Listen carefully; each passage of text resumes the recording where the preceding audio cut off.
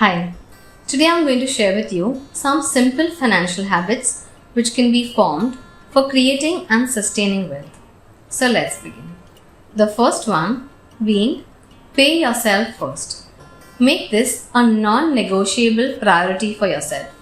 What this means is that you set aside a certain portion of your income for savings and investment before paying for your bills and other expenses. At least 35% of your take home should be set aside for savings and investments. The next one is mind your debt. In today's times, Indian household debt is at an all-time high. India is grappling with what is known as lifestyle debt. The Indian household debt has doubled from the last decade and now stands at 42% of the GDP. While earlier, the loans were taken for purposes such as for buying a house, children's education, or for medical emergencies. Today, more than 60% of the loans taken are for consumables and for funding the lifestyle. There should be certain questions which you should ask yourself before taking on debt. The first and most important, is it a good loan or not? What is a good loan? A good loan is a loan which is taken to increase your assets or increasing your income. So loan which could be taken for starting a new business, for scaling up your business, even child's education, though it does not directly increase your income, but it results in increasing your knowledge and skills. So it can be considered as a good loan. Also ask yourself certain other questions like, am I paying only the minimum balance on my credit card? Am I taking a loan for paying off another loan?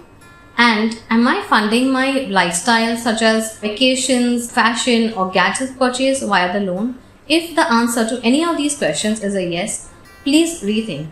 While it appears that having loans are actually making you financially free, it is exactly the opposite. Having loans do create a lot of stress and take away peace of mind. The third most important point or habit to form is having a contingency or an emergency fund. Always keep 3 to 6 months of your mandatory expenses aside in a contingency or emergency fund. This should be something which is very liquid and easily accessible. Having a contingency fund in place will allow you to take other financial decisions in a more rational manner, and you will always have a comfort of taking any decision because you know your fund is always there. The fourth point is having an adequate asset allocation. This is one of a very crucial step in building and sustaining wealth. Well, there is a myth that higher the risk, higher the return. This is absolutely not true.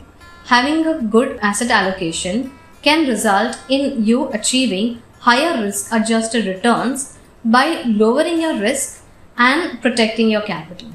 The next one is financial goals. Without a thought out plan for your financial goals, your investments will always be random and will not be optimized. Give some thought to your financial goals, divide them into short, medium and long-term goals and make a plan for achieving the goals in an optimum manner.